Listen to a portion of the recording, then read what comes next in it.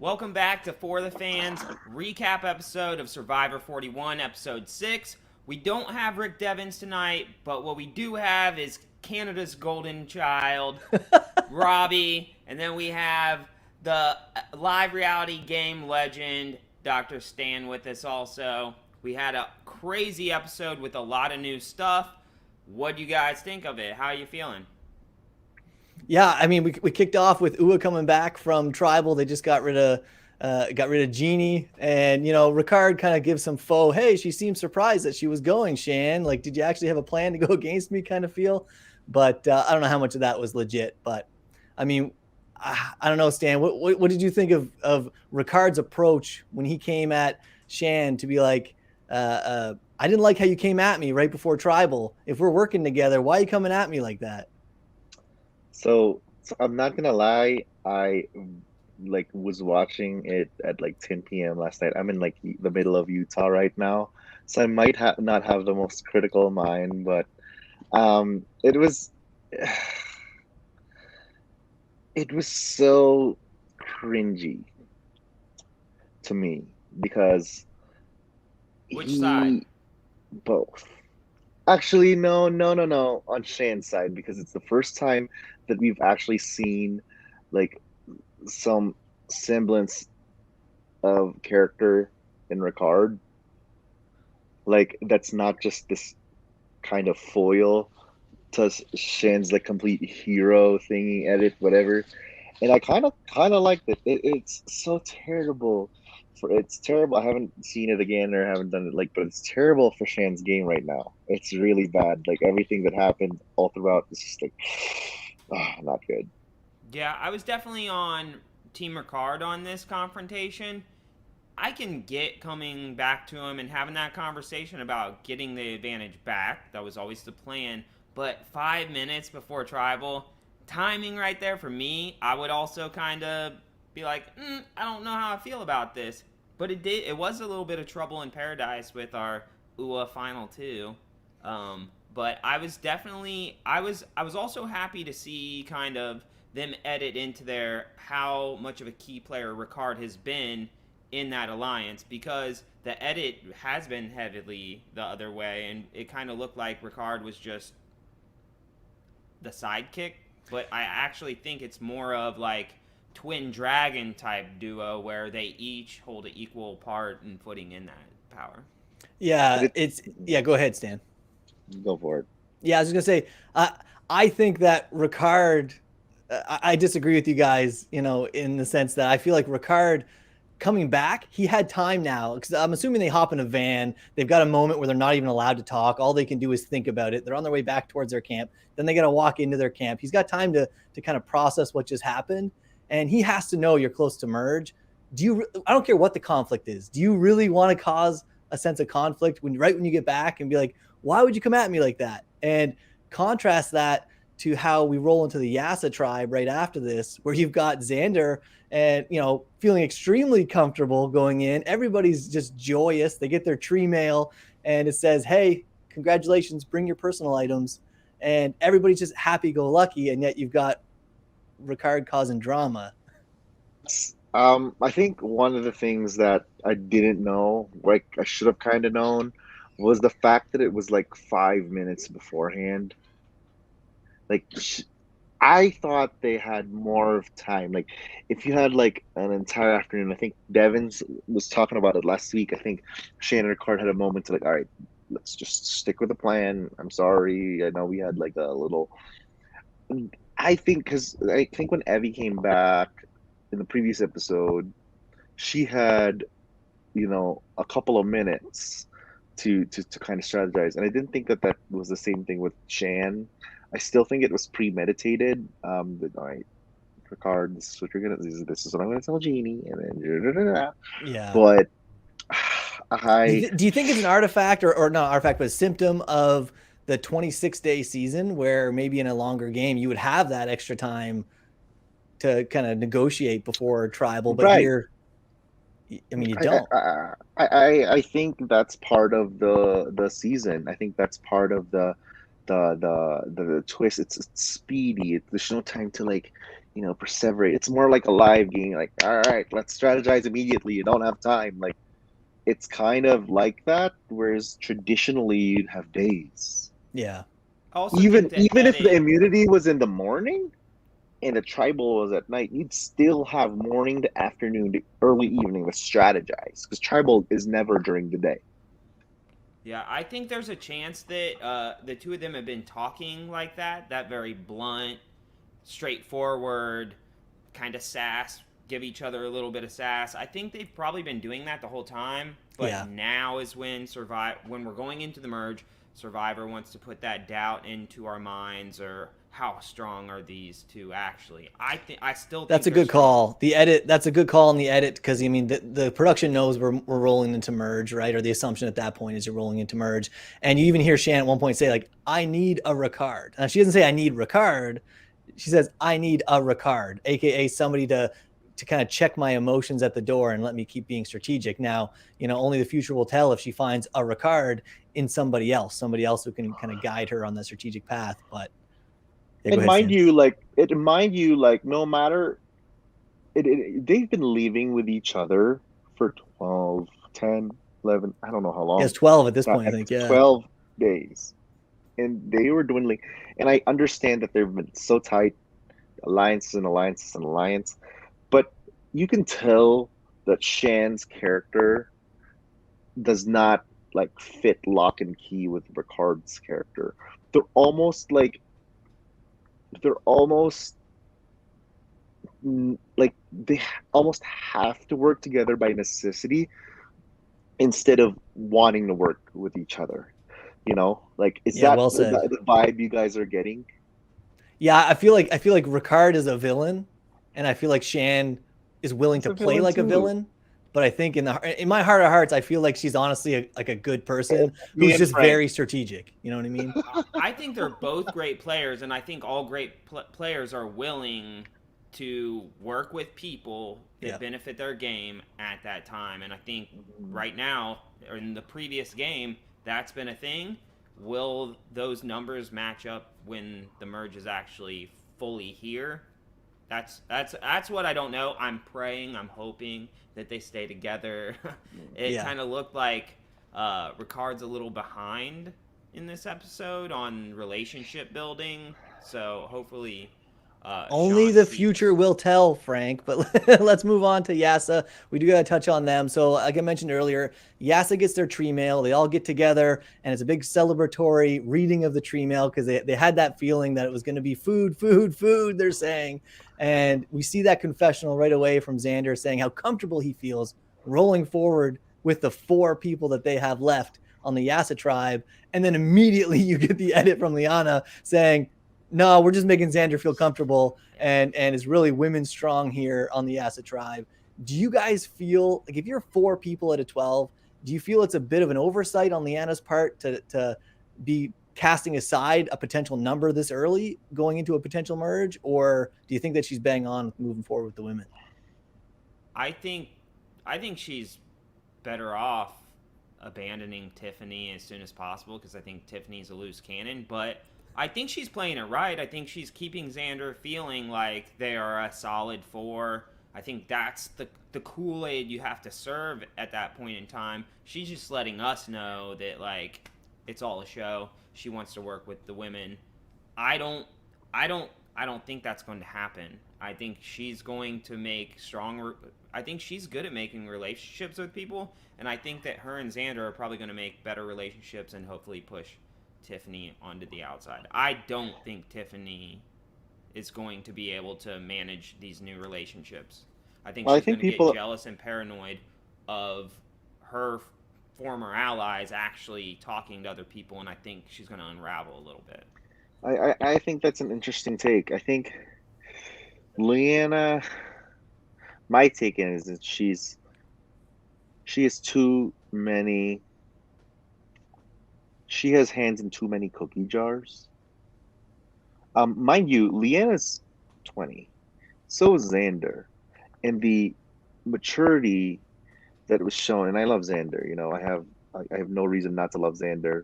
You have a crush Um, on him. we know. I have a crush on Xander. Yeah, we'll touch on Xander more soon too. He's a big part of this episode. Thank you for putting the thumbnail as Shan this time. I really appreciate that highly, because I would have lost it if it was Xander again. But I mean, it's so obvious how naive Xander is. He's like a kid in the candy store, and Liana has multiple hands in different candy jars in that said candy store. Where Xander's just like thankful to be part of the candy store, right? And then Tiffany's the mama gatekeeper of the candy store, and Evie's kind of like, she's the mayor of the candy store. I think that's what kind of is the assessment I get. Like, I think I can fool my mom if I am smart enough, but the fact that Xander and Liana both half Tiffany's age have in back-to-back episodes have been like, and Tiffany's been like, listen, well, I can pull the mom card and forgive, but I don't forget. Yeah. And that's really foreshadowing. And mind you, a few episodes ago, Liana got an episode title for no reason. It's called My $1 Million Mistake. And would the $1 million mistake be keeping Tiffany over Voce? I think that was the episode, wasn't it? It was back then. Yeah. It was either straddled the episode or the eviction. I don't know if or the vote out, whether it was that it was somewhere. I don't know, yeah. but like, it was around it's very interesting, the Yasa dynamic. But then again, like, this season is really weird because they have in all the tribes, including Luvu, but the two small tribes had such a strong polarizing dynamic with every single character that the edit is so heavy-handed. Right? Who knows? It could be Kumbaya for 97% of the time in UA, and that one disagreement Shane and Ricard had that was patched up after, but had confessional after confessional, and then prod and prod and prod, and they put the 3%, but in actuality, Shane and Ricard are ride or die till the end, despite having that. Number two, like, Yasa could be like so tight that Liana has no intention of stealing Xander, but she mentions that she knows Xander's. Oh, tell me, what do you think? I could steal Xander's idols. Makes the edit.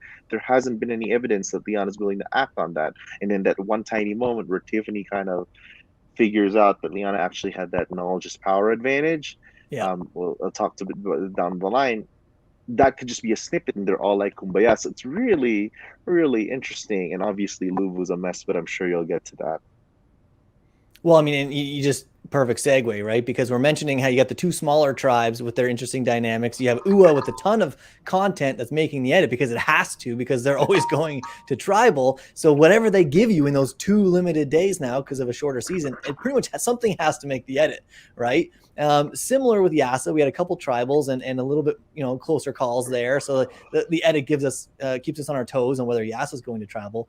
But Luvu, we've really gotten nothing, except for we see a very brief reading of the tree mail with the Luvu tribe in this episode. Not as extravagant or as celebratory as we see with the Yasa tribe, but everybody gets together, they read it, sounds like merge, and you get another, like, I'm loving Nasir's confessionals. You get another confessional from Nasir at some point in this episode, but also he just talks to the whole tribe about how locked in he is. He stands in front of everybody and says, let's do this. Final 6, we've got it.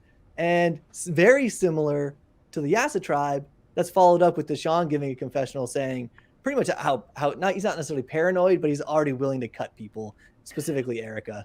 And if you guys had the numbers right now, they got 6 going into a potential merge of 12 based on their tree mail. Would you be already looking to cut people's throats that early, like before you even merge? This tribe, how many tribes have ever gone to merge without going to tribal? Because they're just 6 people. There are no alliances that we know of, because it's all, I can write checks all day. Yeah. But until those people go to the bank to cash them, they mean nothing. So these are just 6 people, no trust. It's going to be interesting. And I'm really curious. I don't know. Has a tribe ever made it to merge without going to tribal? Oh, Koror? I got another question later. Did Koror never go to tribal? That's one that should come up in the comments here. Dragon Monkey, come on. My memory for tribe names is absolutely atrocious. Yeah. But it's a good point, regardless, Frank. The fact that you can't test your allies or your alliances. You don't have an alliance until you vote. There is no alliance. It's just Yeah. people talking. And we Alliance have is the Absolutely. vote. and from their perception, since they've just been watching the game happen from the outside, so all they can see right now is, oh my goodness, it's an all-girl alliance. So of course they said rock paper scissors. And I think Deshaun. I've been watching Deshaun's game from afar. Haven't really had a chance, but I think Deshaun, when he wanted to throw the challenges, he had logic behind it. Although I don't really like throwing challenges, but trying to get rid of Erica instead of going strong six and waiting for Erica, who should know she's on the bottom. I would feel I would be on the bottom regardless of what happens. And when it's time to strike, you strike. But you know you're in the bottom. When you play these games, it's very obvious that you're in the bottom, even though, it's just body language. Who hangs out with who sleeps next to each other, who laughs when you say something. You know, Yeah. if I was Erica, I'd know she's in the bottom and I'm ready to flip. Which is kind of, I mean, yeah, she should flip, but Deshaun is kind of preempting that, be like, A, there's no Luvu six, and B, we can sacrifice her and probably get a lot of the guys on board. Yeah, and Deshaun's smart about it too because he does that in confessionals. And in front of everybody, he says, let's all stick together for a couple votes at least. Just a couple votes at least, which honestly I think is the smartest move. Even if you don't like Erica, try to get one vote in because then at worst case scenario, you're a six to five numbers on the rest of the game, right? On the rest of the people playing. So with that, we roll into the quote unquote, I'm trying to get in the camera here, quote unquote merge. And they all show up. You get everybody drop your buffs. They all drop their buffs. Jeff says, you are, and kind of lets them all scream it, merged. And you get the, Kinda. we end up seeing that they draw rocks and they divide into two groups two teams, really. You get the blue team and the yellow team, and two on the gray tribe, and which is really nobody. No tribe, sorry. And each of those teams is going to have to compete against each other. And the big twist here is that you have to earn your way into the merge. Okay, you have to earn your buff. What do you guys think of having to earn your buff? I think it's very important, and I would like to bring this back up here in a little while.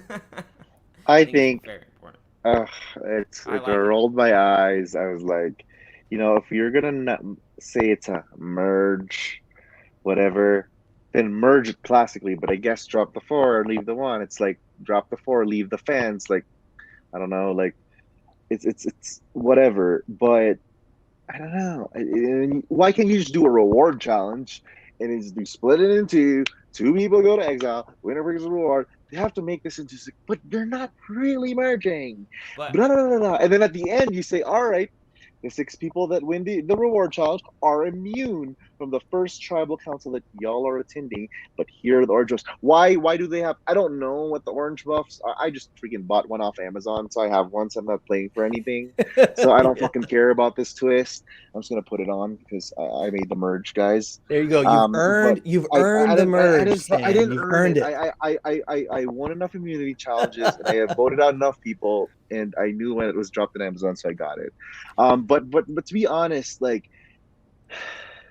they're trying. I just like that part when Jeff went to the fourth wall, broke the fourth wall, whatever. That the Survivor purist in me was just like, come on, dude. We all know what they're doing. Like, there's a blue and well, yellow. but We're we gonna didn't. split. But we Right, didn't. but This is like, something they've never done before, and I like the fact that since we've had three tribes that have not swapped, they've just had opportunities to mingle with the other tribes. I think this is great because it forces random people onto a team like team, and then that's going to open up opportunities. If this group of people safe, they're maybe going to strategize and talk and make another alliance on top of all the other alliances they have in the game. So I think this is a good mechanic for the game that we're seeing this season where we haven't had swaps, and What? Yeah, if I was to somehow merge each of your opinions, I think the problem with this, if there is a problem, is just the word merge. I think making the two teams and one of them becomes safe is no different. It's like two tribes. Having the two people without a tribe and one goes to exile is kind of normal. Having one win a meal is normal. One win immunity is normal. It's just calling it merge, I think, really is at the Right. center of what feels awkward I can get about on it. board with that. It's Do you know what I very mean? awkward. It's very awkward, and I agree. I like how they're keeping. I agree with Frank. I like how they keep them guessing. What I Yeah. don't like is like, man, just like, no, bro, just put I out a think that freaking is. I bag. think you hit it though. I like the change. A lot of people don't like change. I think that's why we're seeing I like think the uproars in the community about all the changes. That's why I Yeah. like the challenge though, is because the players never know what's going to happen, and I think right. that adds a new level of challenge to Survivor is the unknown. I'm also like super tired, so I'm a little jaded with what's going on. Like, fuck these guys. I want to sleep. Get on. Let's go. Yeah, Let's go. exactly. Move on. Yeah. No, so I mean you mentioned the challenge, which is a different program, but that gets us to the actual challenge of the episode. So we get the two groups that get drawn are not at all even when it comes to physical strength, at least. Okay. You've got Deshaun, Danny, Ricard, Evie, and Sydney, all of which can pull their weight, pun intended on that one, in this challenge. And on the other tribe, you've got Tiffany, Heather, and does it matter who's left at that point? I mean, honestly, not to throw too much shade. I mean, you get Xander and you got Liana and you've got Shan. I get it, but when you have Tiffany and Heather on the same tribe in a physical challenge, they have to dig out a giant ball, which is like a boulder, out of the sand, push it up the hill, climb on top of it, get rings, push it over a bunch of hills of sand, climb on top again, then make a human ladder to get up to the top of this giant pyramid. And what it really turns into is the blue tribe versus Xander. And Xander takes a beating in this challenge. He gets at one point the boulder rolls back on the guy between the moguls or whatever you want to call it, the big bumps in the sand, gets crushed. Then he's the stepping ladder for everybody to get up to the top. Like, did the yellow tribe have a chance at this? I have like I two didn't things. think they'd get it out of the sand. I have two things to say. Number one, I think Will Yelton was saying on his he updated his Facebook. He's obviously one of the producers on Survivor, and he said that he's watched a lot of challenges, but that challenge he was actually in tears about the Yellow Tribe and how so inspirational they were and whatnot, and they can't even put how that happened in camera, how iconic that's. I believe that, but second of all, how much of a metaphor or foreshadowing is this Xander being used as a stepping stone for people to just step on to move forward in the game? Like, bro, love the kid. Jack, he's a beautiful man, but he doesn't really have much strategic game or at least strategic awareness of where he is at. And I feel like, and everyone knows his advantage. Like, bro, like everyone knows exactly what you have. And like in a tribe of four, how iconic would it be if nobody knew what Xander had? Pulls that shit out of tribal council one after another, blindsiding the girls, let them shit their pants one day, and throw a double vote the other time, and then flush the idol, fake it, and then let these girls scramble. How paranoid do you think Tiffany would be? She'd throw a vote to Liana and Abby right away, but because Xander, you know, as I would just like to end it as what they say in the South: bless his heart. Frank? Yeah, I mean, it was almost it's hard to watch challenges like that when it's like someone's just getting beat with a baseball bat on the side of the street, and He's just like, but it's the merge, bro. Yeah, and you mentioned the sympathy angle and like how heartfelt it was with the teamwork, and Jeff says at one point, like, this is the most historic or whatever example of teamwork in Survivor history. Honestly, that almost made me gag. Like, I thought, listen, you know what? All this is people who are outmatched, trying their hardest and failing horribly, and we're pumping their tires like, yeah, for trying. You know, we should be celebrating when they're the underdog and they win. When David beats Goliath is when you lose your mind, not when David goes against Goliath and gets his ass kicked. Like, Okay, Well, I think the part I don't was see like, the hurrah moment there at all. I do see the hurrah because, like I said, I didn't think that they would get to that last platform. The fact that they got up there, I was impressed. And I do think that teamwork to get everyone up that last ramp, I thought it was impressive. And I don't think we've seen that many mismatches of that caliber where the underdog team does come back to the puzzle and almost win.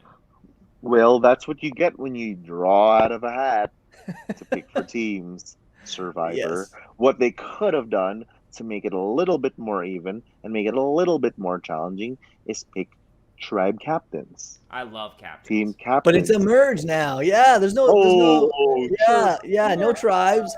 And you know what's funny though? If you would swap out one person, if you would have swapped out Heather for Nasir, just that change, like getting the boulder out, like yo, crazy.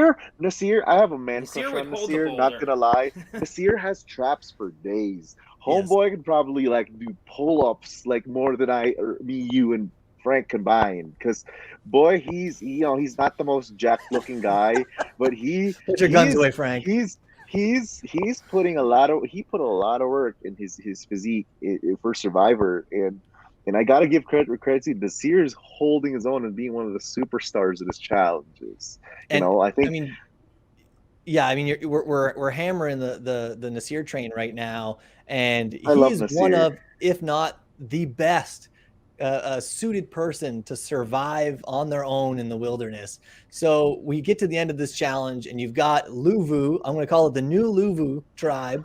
Okay, you got the blue tribe, blue team, once again undefeated, crushes it, and they have to choose between Erica, a Luvu member, or Nasir, a former Luvu member. And I was shocked when Nasir is on an island with some water and rice by myself. I'm fine. Like, because based on how loyal he felt at the beginning of the episode, I was shocked that he didn't jump out and volunteer for it.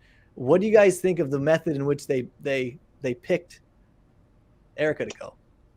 I think it all comes back to the fear of what's happening at Yellow and the all-girl thing. Danny is terrified.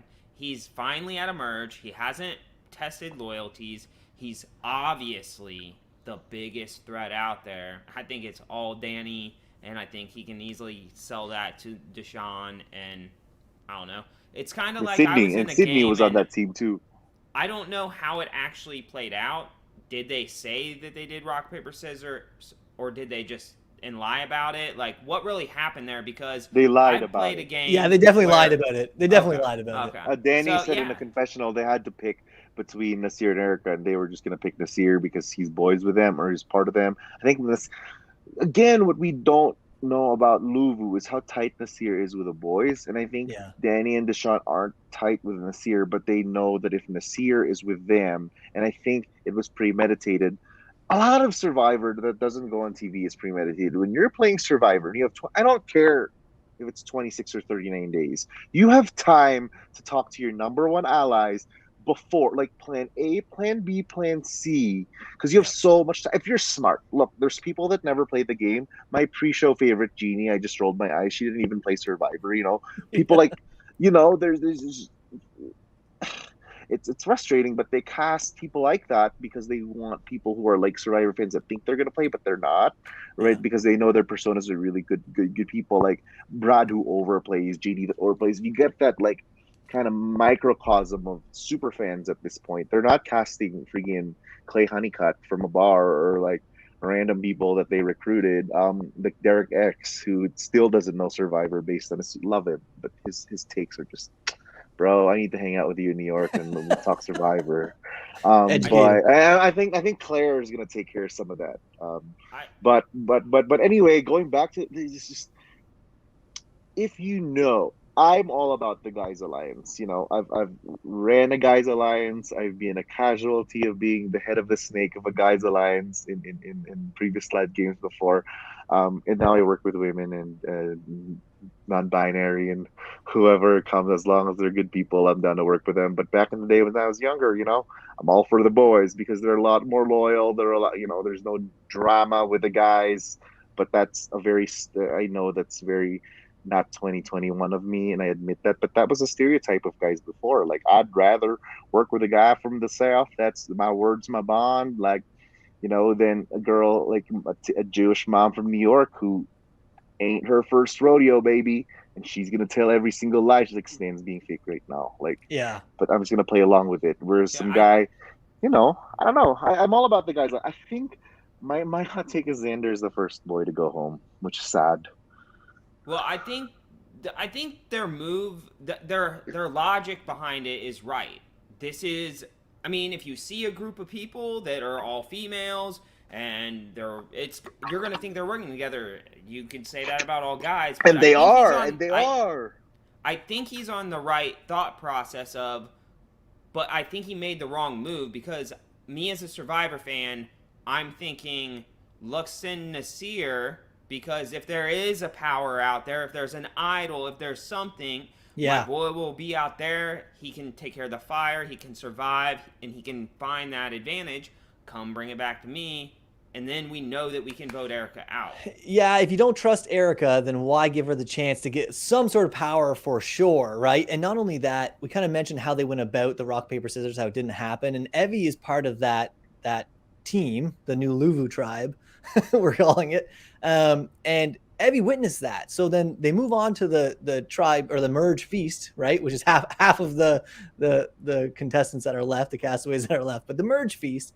And now Danny is forced to out himself and his strategy because he has to explain why they just lied to everybody. And Evie's in on the lie. So you can't pretend it didn't just happen. So you see Danny just say right to Evie, listen, I saw you guys voting all the big men out. And I was worried that you guys were just voting all the guys out. So I had to send a woman and pretty much saying I'm coming after a woman next. And you see Evie roll with it. No, that's not what we were doing at all. But, you know, do you guys think that was a bit of a mistake for Danny to be that open? Like, is there something Huge I'm missing mistake. here? Like, Huge all he had to mistake.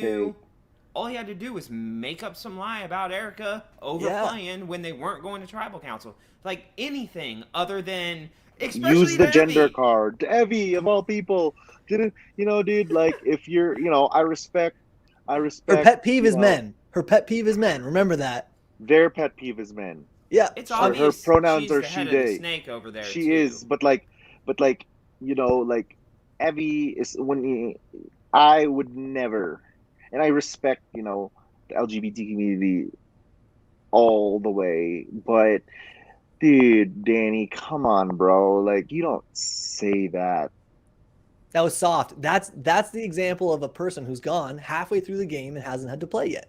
I think that's really what it is. He's been safe this whole time, and just he doesn't know the real feeling of fear. And now he's even safe at the first vote, so he still doesn't know the feeling of fear because in his mind at that point he's exempt from the first Yeah, it's merge really vote. crazy. It's really crazy because these guys don't know what the. Oh, gosh, it's gonna be ugly. It's gonna be ugly. I wish it was a 2 hour. Someone tweeted. One of my friends tweeted today. I wish it was a 2 hour episode. I wish it was a 2 hour episode. And I mean, we got Nasir, who's extremely happy to be there, gives another beautiful confessional, and then you contrast that directly with Erica arriving on what we're calling exile by herself, and you know she sees a little bag of rice. She's kind of excited because hey, I got some rice. And then sees this big heavy jar and thinking, ooh, this is going to be something good. You can tell in her eyes at that moment, Erica thought, this is my advantage, or this is like a big thing of peanut butter or something, opens it up. And like, no, this is your water. Like, you need to survive for 48 hours. Good luck. And she also said it was her biggest fear was one night. And so she got times 2. Yeah. Double the fun. Erica will forever be near and dear to my heart because she's Filipino and Canadian, and I know exactly. I think I, of all people in our entire For the Fans community, understand Erica's upbringing, how her parents, what her parents' expectations are, their expectations of you, the Filipino culture. I mean, very different because I did grow up in the Philippines, spent most of my time there. But like Erica, I was kind of like, she's born in Canada, and like, I get it. I have a lot of friends that are like that, and I wanted a lot more, and they had to play the story. They had to play the story, which is great. Um, I It was just beautiful. felt Honestly, when she said that her being on Survivor was like a love letter to her family to absolutely. show I that was everything they've sacrificed and done for her has led her to being able to achieve yes, these dreams. Like yes. If I went exactly like that was and powerful, man. That was that it powerful. was so like I actually felt that like I was tired as crap, like, and I was like watching it, and then I woke up and I was like, damn, that's something I would exactly say on an interview, an audition tape. Like me being on Survivor, guys, and I've been away from my immediate family for like 15 years, is like, this is what I've become, guys. This is my gift to you. And like, I have a little bit more, like, I get it. I get it. I get it. I get it. I hate her edit. I hate everything about Erica's edit. The fact, Yeah. the Well, only I one think line the that I edit is. I kind of think they're editing her the way her game is unfolding, and what correct, I related to when I related to that emotional stuff. But when you could tell that she was upset with how she had how her game is going because correct, she's a super fan. She's probably played some online games. She had this idea in her head of of how she's gonna course, come into Survivor and kick its of ass, course. and then Of she's course, and then had and no so power. and why is Erica Nasir suddenly not, or Erica in particular, not included in that person of color alliance, huh? Because Yeah, she's now yet Filipino, She's yet not you there. know. yet now she's not there yet, Who right? cares? But She's if not I there was, yet. who from the cookout was there when it was formed? Not a Yeah. lot of them. But if you had a good enough relationship with Yeah, yeah. Danny, if They'd you all had a been good enough, living What's together happening though. though, They're all Stan? living if you together in the cookout. Like no one's gonna be like, hey, just because Listen, we're I'm not never gonna getting be like, bogged just because down he's in white, I'm comparing. gonna work with him when I've never stepped on No, sand with him. we're but not if gonna get Danny and bogged down. Deshaun are We tight haven't enough seen to it. them, We haven't seen it yet. it's We it's can't it's it's frustrating because wait until she's at camp. I Wait I until she's at camp, really and then we'll know. correct. I'm forever gonna be Team Erica. Don't get me wrong, she's my girl, but I am very frustrated with her edit and her gameplay and where she is in her tribe, and it just.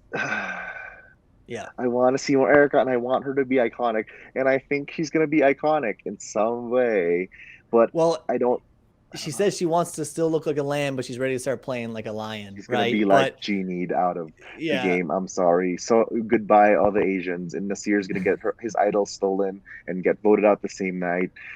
man, you're Rip. like 4 episodes ahead of us. But before we get to that, we need to at least get to the camp life on this episode. I'm We've so got mad. what we're gonna call like merge life. The camp. We got Xander dropping one of my favorite quotes that I can remember in Mergatory, which is like a play on purgatory because he's at merge, but he's not. He's kind of in the middle of not merge and merge. He's kind of wedged in between, and he's obviously terrified about it. He mentions his advantages, and that might be the only way for him to stay safe. But I think really what we see here at the beginning of the camp life is Shan making an error going to Liana in front of Tiffany, assuming that Liana had spoken to Tiffany because Liana and Tiffany were on a tribe and presumably working together. And I think Shan would have thought that tribe was as close as Ricard and herself. So she openly says, "Hey, what advantage did you get? You must have got it because I didn't play it."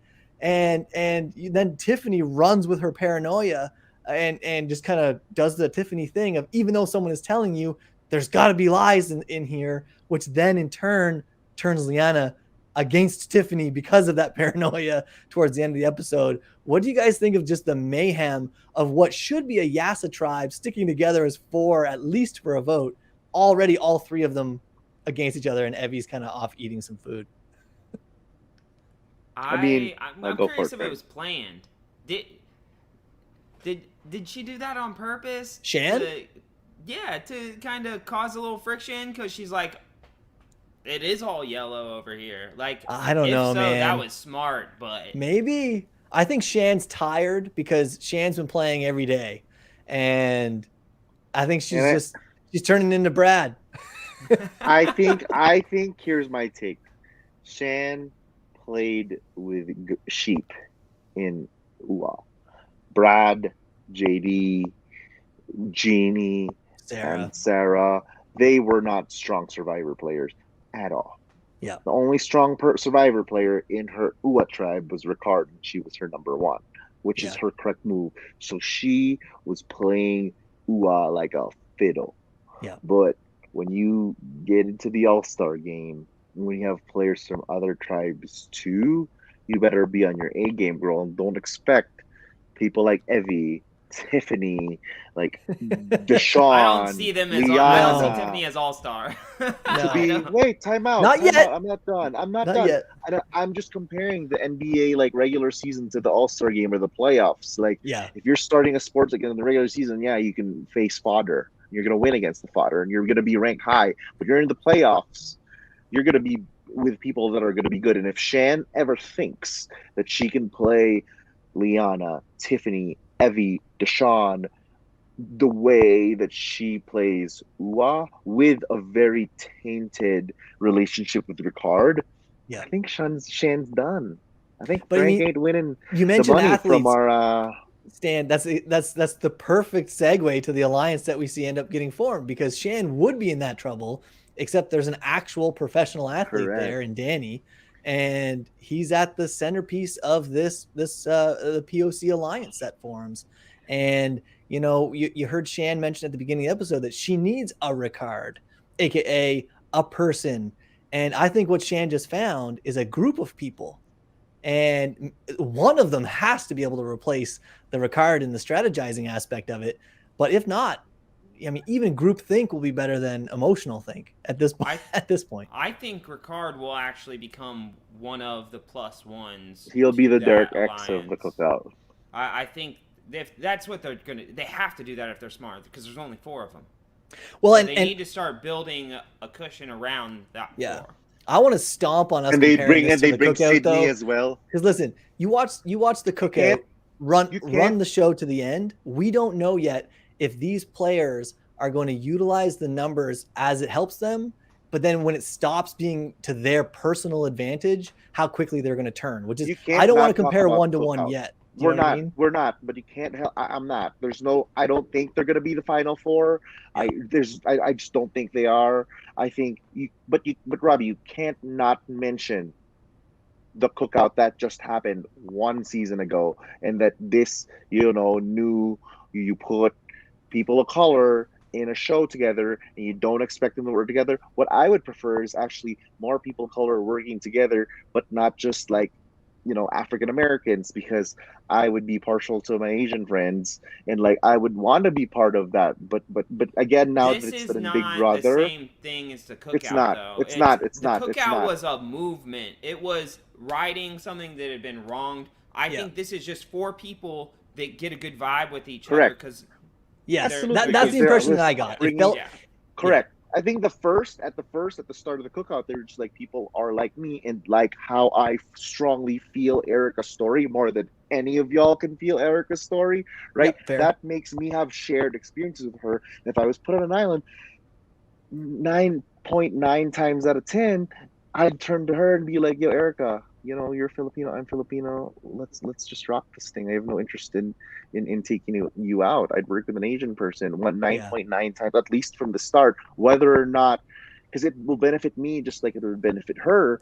But of course, I don't know if we can't. We can't predict. And there's the characters are shady. There's no Azza. There's no Chada. Then Tiff. There's no like it's different. It's completely. And the different. history of the show is different, and the motivations are different, and the way they met were different, and the way they is competed. Sneaky. Like there's a lot of differences here. Sneaky. I think if anyone, Deshaun will take a stab at one of the girls the first chance he gets. Well, and that'll be his move.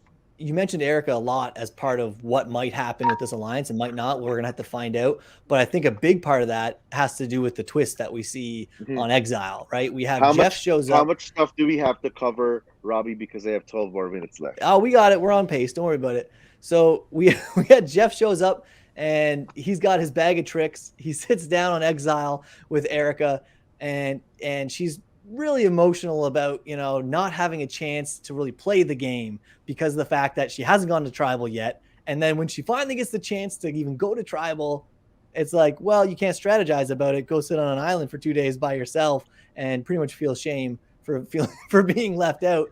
And then he says, well, maybe you can influence the game. What would you say if you could turn back time? You could go back in time and change history. And we get the twist where he pulls out that hourglass, and the whole ultimate overpowered challenge win at the merge could be undone if she breaks the hourglass, and it will reverse everybody who's safe to being not safe, and including the seer, who was a gray member, and then she will then be safe, but puts those relationships that we were just mentioning with an alliance that she doesn't know exists yet, puts all those relationships at risk. So what do you guys think about the challenge, or the twist itself existing? Too overpowered. I don't like it because earlier in the episode, Jeff says, you have to earn it. I don't like a challenge. This is obvious. It's 9 times out of 10, that person is going to use it because it protects them. It keeps them safe. They were just not chosen by that group. So, to me, it hurt everything that I enjoyed up until that point. It took that away because of that reason alone. It's definitely getting used, in my opinion. I'm surprised she didn't grab it and smash it before. That's what I would have done. I'm like, you know what, Jeff? Right there, bang. I got it right now, bam, I'm done. I mean, no, I'd just be like, wait. The super fan of me is, what's the catch? Is there a catch? If there's nothing, like off camera, you don't have to put this in the edit, Jeff. Yeah, but if and there's something with me, and it's like nothing. It's just, you don't have immunity if you don't choose it, but you can alienate. Oh, give me the fucking sledgehammer. Bam! Boom. Let's go! Yeah, you have Erica, who has felt powerless, like she's done nothing. She's a super fan. She's scared that she's going to get sent home before she can make her mark on the game, and then Jeff gives her a mark maker. Yeah. Well, and I think the cherry on top of that whole thing is, if everybody here wants to work with me as much as you say, it shouldn't be a problem. Evie is available to be voted out. Why don't we just vote out Evie? Do you know what I mean? Like, you have that member who's now going to be at risk if you do that, and you're going to have all of the votes from Luvu going on Evie, except Erica might not do that, but at least she could spin that yarn if she wanted to. But it's a risk to put everybody who was on your tribe, every single member on that Luvu tribe, put them all on the block. And I would do it too. I'm not saying I wouldn't do it. I think, listen, she's got to wake up on the beach the next day. That's the number one goal. You got to wake up on the beach the next day. Being immune does it. And I would not. I would exactly. And you make the merge, you get a buff. Like, it's an absolute no-brainer. It buys you favor with the women. It puts people that look who's vulnerable. Danny, Deshaun, Sydney, Nasir, 4 people that really don't have her back, and she knows it. And they're people that she's wanted to target, right? Like, correct. Erica's mentioned. It's a no-brainer. If Erica does not take this, she will get the baton passed from Eric Reichenbach as the dumbest move ever to be made in Survivor history, because she's going home. I think you might have. The only reason that I think she might not play it is simply because she drops the phrase, people are going to be talking about this for a long time. And they put that in the edit, and I was like, oh no. Because if she uses it, it makes sense. Or people are going to stick, because if people are going to be talking, no, if she doesn't use it, then people are not going to talk. It's going to be a forgotten twist. I think if she doesn't use it, it's going to be an Eric moment where it's it's going to be an Eric moment for us super fans, but for the casuals, people are going to be talking it for a while, how she's the first person that's flipped the result of a challenge and got the losing people immune. I think that's what it is. Come on. You can't be, Robbie, you can't be a super fan and you can't not break it. You can't not break it. You can't not break it. The only person that I can imagine not breaking it is someone who's not seen Survivor. And Erica has seen Survivor because she's tweeted about it before. I Frank, think what every are your person that hasn't seen Survivor is like, so I'm safe if I smash this? Okay. yeah. I think everyone smashes it. I don't see a person not smashing And it. Well, I think it was. you go on the show. You go on the show because you want to be on the show. You don't go on the show so you get the purple edit, right? And you're not shown. You go on the show to be on there. And I think if he would have pulled that out of his bag and set it down there, I would have been like half listening and half waiting to smash it already. Like I would have been like, whatever it is, yes, I'm doing it. I don't care. Yeah, 50-50, yeah. I could never vote again, or I'm immune until final five. I don't care. Smash it. It's going to be epic one way or another. Absolutely. Put me in the game, coach. I'm Well, ready to I play. think that's different. Like, I think that's different. I would still weigh my options because if there was a significant disadvantage for me and I was in a better position in Luvu, but yeah, you're sure. right. Just fucking take a immunity. No, You buy favor from I'm 5 other playing people. for fun. And I don't know. You're I want to alone win the for money. 2 But I'm not nights gonna, also. Alone Listen, 2 And nights away I from would the have. game. I think that's a no-brainer. I think it's an Yeah. absolute no-brainer. For what I we think saw, I think it's a no-brainer. But it's a listen. no-brainer. I think that we have a lot of heated opinions on this episode on moves and mistakes and advantages and It twists. was a terrible episode. I think it leads well into the awards. We got to get to the awards for this episode. So who do you think, based on this episode, is top of the food chain? Who do you think is in the best position right now or with the most power? The most power, I mean, that'd be Erica. She has all the power right now. She can decide the fate of half of the cast. I disagree. I don't think Erica has any clout in this game, regardless of how much power she has. Who's top of the food chain? Gosh, In this episode. Yeah, based on this episode, yeah. But like based on this episode, but you have to count what's going on in the past as like where they are in the game and their place. That would be a I'm never winner's gonna pick, pick and Heather. I'd pick Sean every time. Wait, is it so? The top of the food chain, I thought Who was had the most power in this episode? Who do you felt controlled the movement? Tiffany. Okay.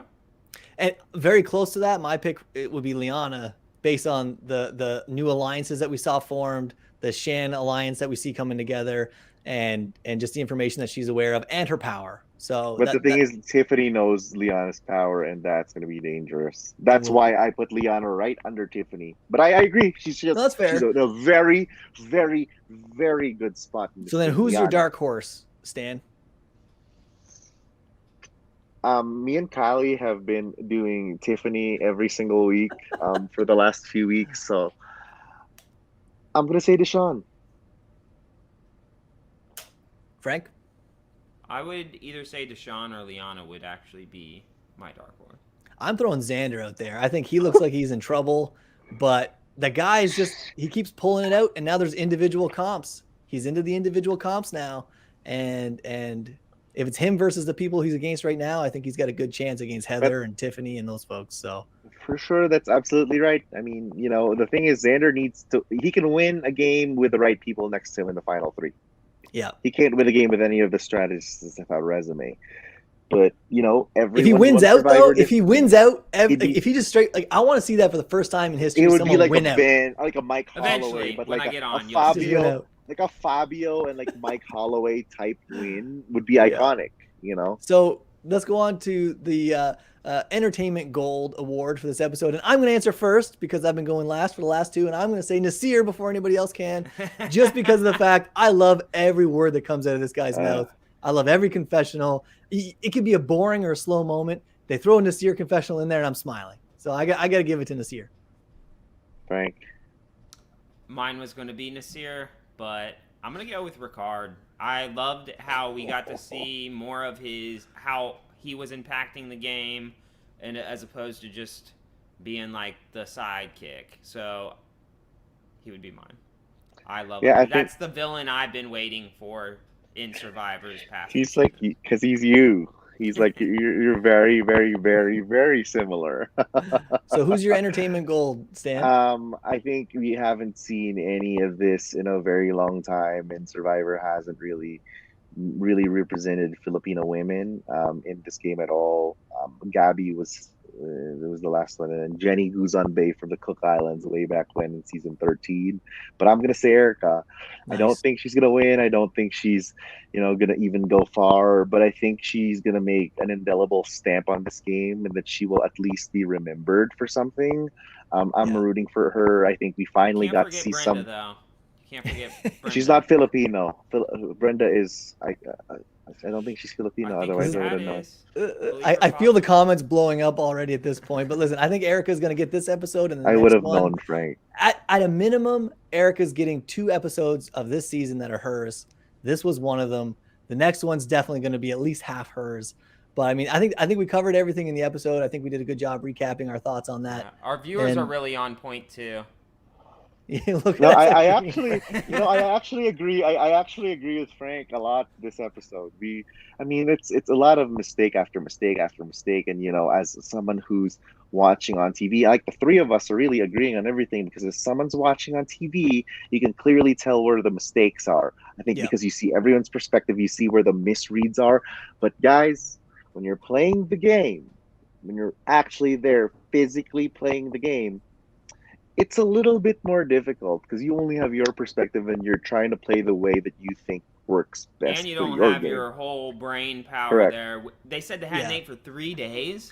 Yeah. 3 Well, and days, Stan, your brain is mush. it's a hilarious segue. But I mean, you mentioned people who aren't used to lying face to face, and Frank, I know you're going to touch on it, but if you want practice lying or reading people who are Yeah. lying at you face to face, we've got a game night coming up, and we're going to be looking at the camera and lying face to face for our Halloween game night party. So, Frank, you want to take us out? Spooky. Yeah, game night is it's a lot of fun. We do it once a month.